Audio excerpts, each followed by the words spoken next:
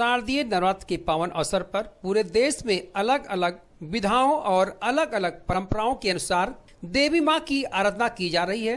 इसी कड़ी में अयोध्या जनपद से 80 किलोमीटर की दूरी पर रुदौली तहसील क्षेत्र में मवई ब्लॉक में स्थित मां कामाख्या देवी मंदिर में भक्तों की भीड़ जमा है और बड़ी श्रद्धा के साथ देवी मां के भक्त मां कामाख्या देवी के दर्शन और पूजन कर रहे हैं। जंगलों के बीच स्थित इस प्राचीन देवी मां के चमत्कारों की कहानियां हैं।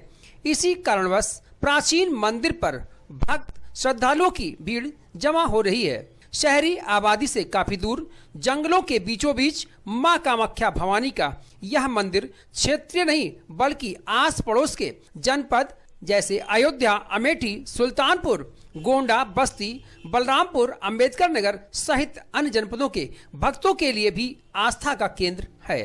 पौराणिक मान्यता के अनुसार मां कामाख्या भवानी का इतना पुण्य प्रताप है, जंगल में रहने वाले जीव जंतु भी उनके दर्शन के लिए इस मंदिर में आते हैं।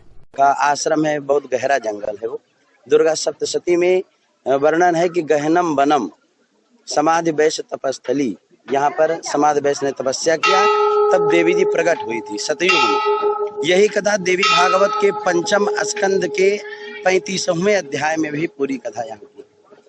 माता कामाख्या भवानी है यहाँ पे, तो लोगों की मन्नतें पूरी हैं, तो क्या विशेष चमत्कार यहाँ पे? यहाँ पर जैसे भक्त आता है अपनी मनोकामना लेकर के कि हे माँ हमारे संतान नहीं है, संतान हो जाए, पुत्र हो जाए। यहाँ नीर, माता रानी के नीर आंख में लगाने से आंख से अगर दिखाई नहीं देता है तो दिखाई देने लगता है। यहाँ पर कई लोग हैं जिनको जब आए थे नहीं दिखाई देता था, तो उसके बाद में उनको यहाँ से दिखाई देने लगा, वो अपने घर चले गए। आज भी आते रहने दर्शन के लिए। आंख में छींट पड़ जाए, फोड़ा हो जाता है, कहीं भी इलाज कराने से नहीं ठीक होता, लेकिन माता रानी की नीर के लगाने से आंख ठीक हो जाए।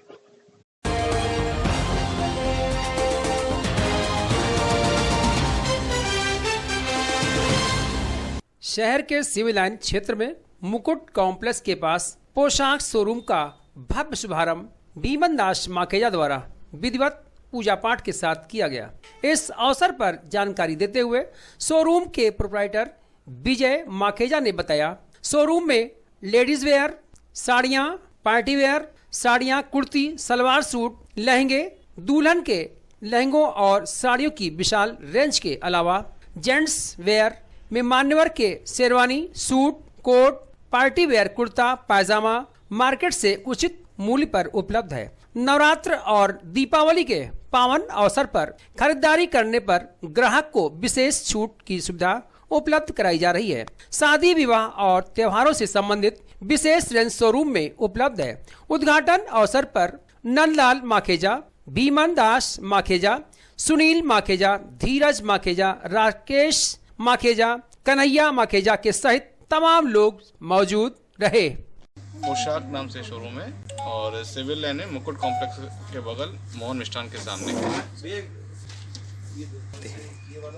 ये हमने अपने माता पिता के द्वारा उद्घाटन करवाया गया है और यहाँ पे आपको ladies salwar suit, kurti, legging और साड़ीज़ का है। लहंगा दुल्हन के हिसाब से ब्राइडल लहंगे मिल जाएंगे आपको। एथनिक वेयर का टोटल कलेक्शन। रेंज हमने सबको देख के चलाया है यहाँ पे, ऐसा नहीं है ज़्यादा हाई भी नहीं करके और ज़्यादा लो भी नहीं करके, मीडियम कैटेगरी ध्यान रख के रेंज सारी रखी हुई हमने यहाँ से लेके। शादी ब्याह के साथ लहंगे हो गए, साड़ियाँ हो गई और ड्रेसेस हो गए, इंडो वेस्टर्न हो गए जेंट्स में और आपको मान्यवर का हमारे साथ में है, उसमें आपको शेरवानी है, कोट पैंट है, सब मिल जाएगा। क्या नाम है आपका? हमारा विजय।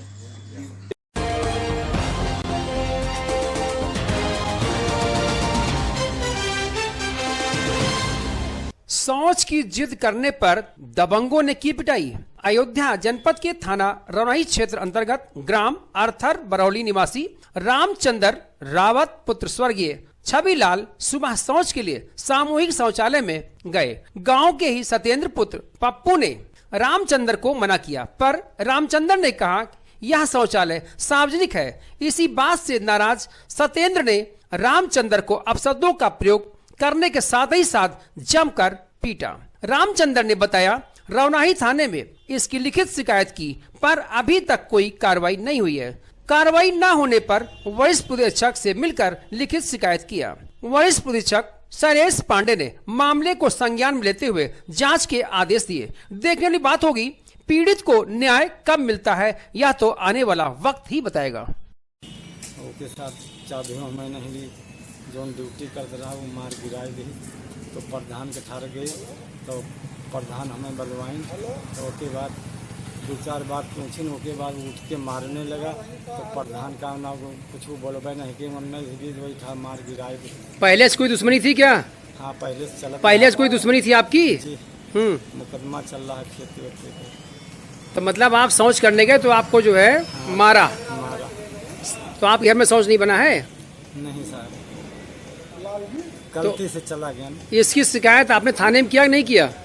किया, कहीं समझौता कर दियो। कौन का समझौता कर लो? नहीं सर, प्रधान नहीं, थाने गए थे जी। थाने में क्या कहा? कुछ बोले नहीं कहीं की। आज कप्तान के यहाँ भी मिल चुके हो, तो कप्तान ने क्या कहा? कुछ कार्रवाई हुई कि नहीं हुई? वही कुछ नहीं हुआ। क्या नाम है तुम्हारा? रामचंद्र छल्ला। कहाँ रहने वाले हो? बरौली। और विपक्षी क्या नाम है जो मारा है?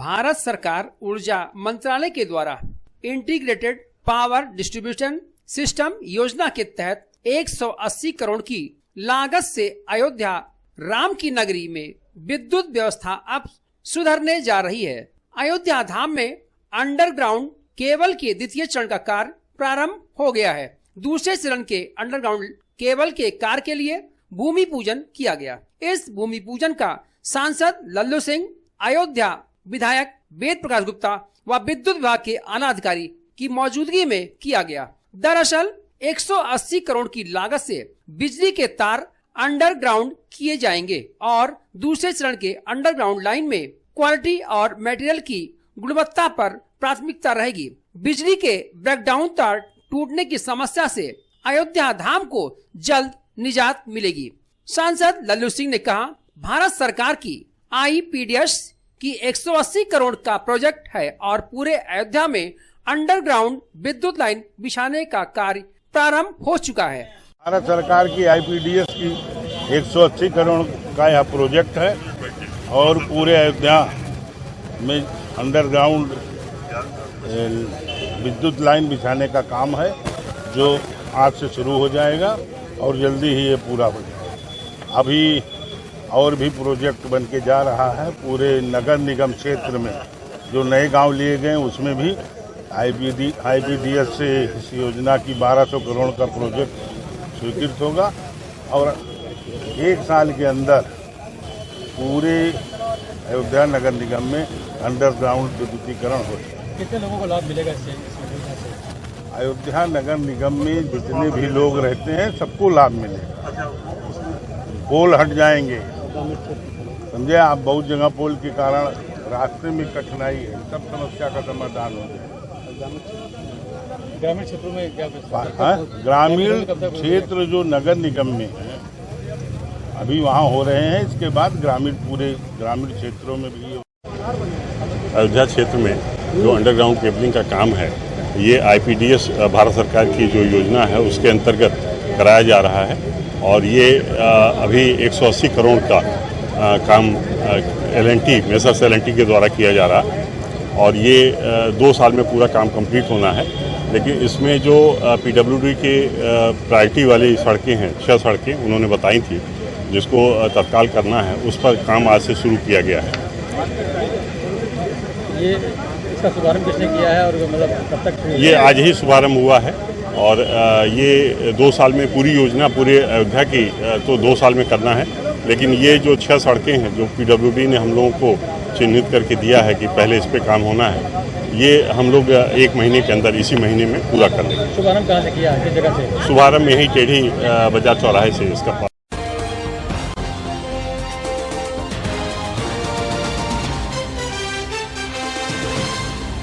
उत्तर प्रदेश में 2022 विधानसभा चुनाव की तैयारियों को लेकर भाजपा ने कमर कसनी शुरू कर दी और इसी को लेकर भाजपा के मंत्रियों ने भी अब दौड़ लगानी शुरू कर दी। इसी कड़ी में आज अयोध्या प्रवास पर पहुंची केंद्रीय कृषि राज्य मंत्री शोभा कारंदलाजे ने कहा, आने वाले विधानसभा में अयोध्या की सभी सीटों पर भाजपा ही विजयी होगी और फिर से योगी आदित्यनाथ की सरकार वापस लाएंगे। उन्होंने कहा, चुनाव को लेकर हमारा प्रयास कार्यक्रम अयोध्या से शुरू हो गया है, जिसके तहत पार्टी के पदाधिकारियों, चुनाव समिति के लोगों के साथ बैठक की जा रही है। हम अयोध्या से शुरू किया है। हमारे जिला प्रवास आज अयोध्या से शुरू हो गई है। सभी के साथ हम बात कर रहे हैं, हमारा कार्यकर्ता लोगों के साथ, हमारे जिला कमेटी, हमारा मोर्चे, प्रकोष्ठ एंड वो तो चुनाव प्रबंधन समिति, सभी के साथ हम बात कर रहे हैं। इधर माहौल है अयोध्या में 5 के 5 विधायक हम फिर जीतेंगे, योगी जी का सरकार वापस लाएंगे, ऐसा माहौल बना है।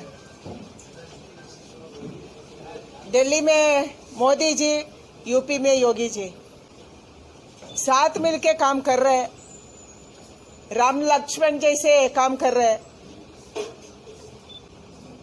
एक विकास का राज चल रहा है। मोदी जी 2014 का इलेक्शन के बाद बताए थे यो यूपीए क्या क्या गलत किया है, इसका ठीक करने के लिए मुझे टाइम चाहिए। ऐसे ही इधर भी चल रहा है। सपा, एसपी एंड बीएसपी मिलके यूपी को बहुत नुकसान किया। उसका भ्रष्टाचार, उसका जातिवाद पॉलिटिक्स, इसी से उत्तर प्रदेश में विकास कार्यक्रम, विकास का गति बहुत बहुत कमजोर रही। इसीलिए अभी योगी जी का नेतृत्व में एक विकास का सरकार चल रहा है, भ्रष्टाचार रहित, करप्शन, बिना करप्शन सरकार इधर चल रही है। कानून व्यवस्था ठीक से चल रही है। पहले हर गांव में, हर शहर में, हर चुनाव में ये तो हम सुनते थे बंदूक का साउंड, उसका ये तो सशस्त्र साउंड सुनते थे। अभी पूरा का पूरा ग्राम पंचायत चुनाव हुआ, एक भी तो हिंसा का घटित नहीं हुआ है। ऐसे ही एक अच्छा सरकार इधर चल रहे है। मैं तो कृषि का मंत्री हूँ। किसान को अच्छे करने के लिए प्रधानी मोदी जी का क्या कार्यक्रम है, इसको मैं पूरे देश में लेके जा रही हूँ। इधर भी किसान को बढ़ावा देने के लिए हम केंद्र एंड सेंट्रल एंड स्टेट साथ मिलके, मोदी जी एंड योगी जी साथ मिलके हम काम करेंगे। उत्तर प्रदेश को आगे लेके जाएंगे, उत्तर प्रदेश का विकास करेंगे। उत्तर प्रदेश में क्या क्या प्रॉब्लम है उसको सुलझाने के लिए हम काम साथ में करेंगे। जिस तरह से अन्य पार्टियां जो है सिर झुका करके यहाँ का चुनाव का आगाज कर रही है, उसके लिए कहेंगे आप? वो तो चुनाव का नाटक चल रहा है। चुनाव के संदर्भ में बहुत नाटक चलेगा, इसी में वो भी एक है। हम तो राम भगवान से पहले से जुड़े हैं। राम भगवान का मंदिर है ही निर्माण होना है, ऐसे बहुत लोग इसके लिए बलिदान दिए हैं। वो भाजपा, हमारे संघ परिवार मिलके इसके लिए काम करे। अभी इधर का राम मंदिर निर्माण का वो तो रुकवाट कौन किया? रुकवाट किया है कांग्रेस वाले, रुकवाट किया है बीएसपी वाले, रुकवाट किया है राम मंदिर का एग्नेस्ट रुकवाट वो तो किया है एसपी वाले। भाजपा एंड संघ परिवार पहले से राम के साथ जुड़े हैं, राम मंदिर के लिए खड़े हैं।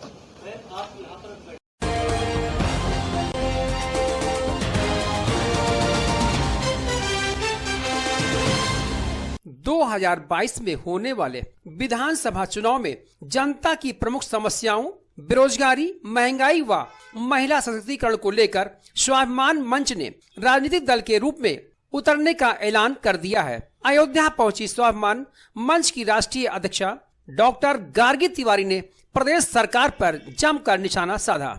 उन्होंने कहा, जिन योजनाओं का लाभ प्रदेश की जनता को नहीं मिल रहा है, ऐसी योजनाओं का क्या लाभ है।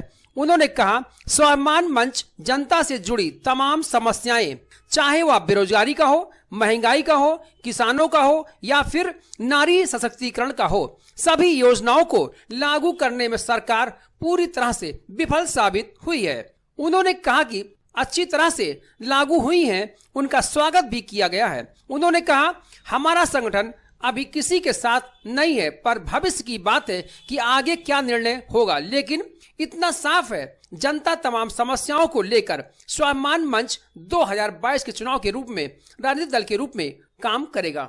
इस अवसर पर स्वाभिमान समाज पार्टी के तमाम पदाधिकारियों के साथ कार्यकर्ता मौजूद रहे। को लेकर के भी अगर कोई मुद्दा ये चल रहा है तो ये किसकी नाकामी है? हमारी नाकामी तो नहीं है, ये तो सरकार की, राज्य सरकार की नाकामी है। तो राज्य सरकार को इसके लिए प्रयास करना चाहिए। और भारत की तो जो है 70% जनता ग्रामीण क्षेत्रों में निवास करती है। कितने स्मार्ट गाँव आपने बना दिए हैं, ये भी बता दीजिए। आपके पास वादा करते हैं, सड़कें जो है गड्ढे से भरे हुए हैं। आप हाईवे देख लीजिए, आजमगढ़ से सुल्तानपुर जाने वाला हाईवे, जल जमाव की समस्या है, उसमें भी बाढ़ आई हुई है। क्या ड्रेनेज की क्या जो है आपने इसमें सिस्टम बनाया है? बाढ़ आ गई।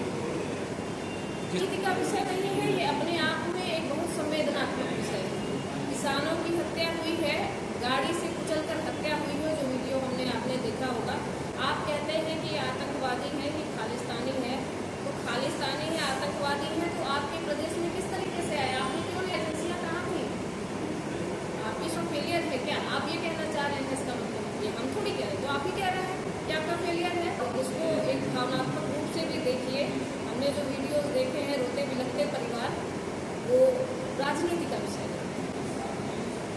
जिस पार्टी के साथ हमारी विचारधारा का मेल होगा, हमारे जो मुद्दे हैं, जिस पार्टी के साथ वो सुलझ पाएंगे, जिस पार्टी के साथ हम जनता को बेहतर राहत पहुंचा पाएंगे, बेहतर काम कर पाएंगे, जिससे हमारी विचारधारा मेल खाएगी, उसी पार्टी के साथ हम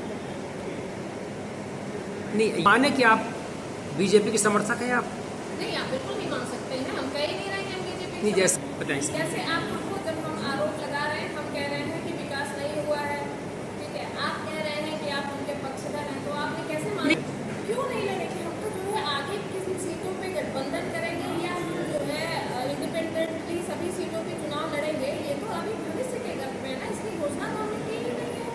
तो आगे क्या होगा ये हम आपको अभी बता भी नहीं पाएंगे। क्या परिचय है आपका? डॉक्टर गार्गी तिवारी, राष्ट्रीय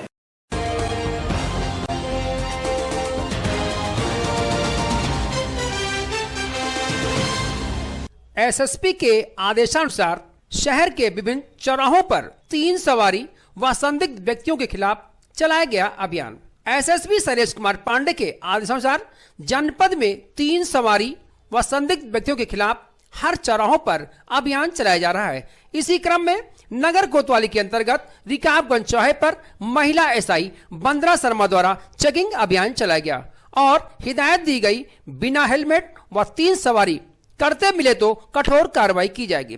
साथ में महिला आरक्षी मधुपाल, सरोज यादव, सीता पिरतु, अनिता साथ रिकाबगंज चौराहे पर चलाया अभियान। 2 पहिया वाहनों पर घूम रहे 3 सवारी संदिग्ध व्यक्तियों की गाड़ियों को रोककर 10 वाहनों का किया गया चालान। यहाँ चेकिंग लगाई गई है, जिसमें कुल अभी तक 9 चालान किए गए हैं।